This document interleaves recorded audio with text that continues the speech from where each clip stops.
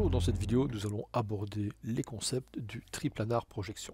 Pour comprendre rapidement et simplement, je vais créer une sphère. Je vais basculer cette sphère en affichage filaire. On voit très bien les axes de l'univers, donc Y symbolisé en vert, X symbolisé en rouge et Z symbolisé en bleu. Sur cette géométrie, je vais mettre un simple shader.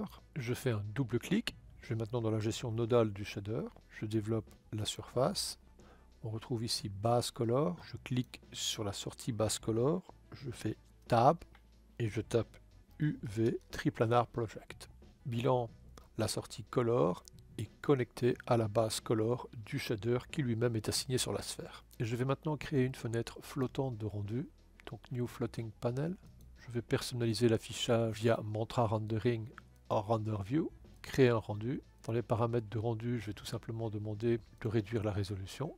Nous obtenons des projections qui par défaut utilisent les axes relatifs à l'univers. La couleur de ma géométrie est verte sur les axes Y, qu'ils soient positifs et négatifs, rouge sur les projections X et bleu sur les projections Z. Et chaque couleur se fond les unes avec les autres avec un léger dégradé. Si je change l'orientation de ma vue, de telle manière à ce que je place l'axe Z devant moi, il est évident qu'on retrouve la couleur bleue. Chaque couleur est gérée via les paramètres de l'UV Triplanar Projection. Nous trouvons ici X, Y et Z.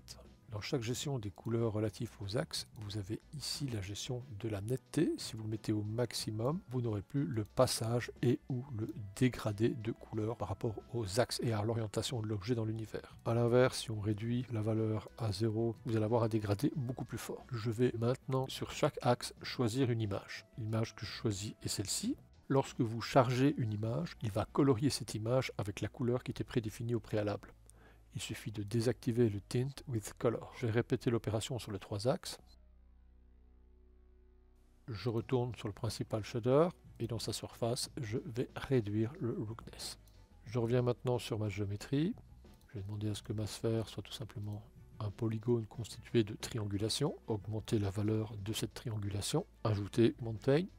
Et nous remarquons qu'automatiquement, étant donné que les textures sont projetées sur les trois axes de l'univers, je n'ai aucun souci et aucune contrainte concernant les UV. Je vais choisir un autre type de noise.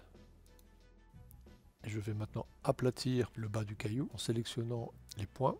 Je vais modifier l'échelle des points à 0 sur Y pour l'aplatir. Et je gère maintenant un dégradé d'influence. Et nous pouvons remarquer que la texture ne subit aucun étirement relatif à ma modification de structure, puisqu'elle est tributaire de la projection triplanar.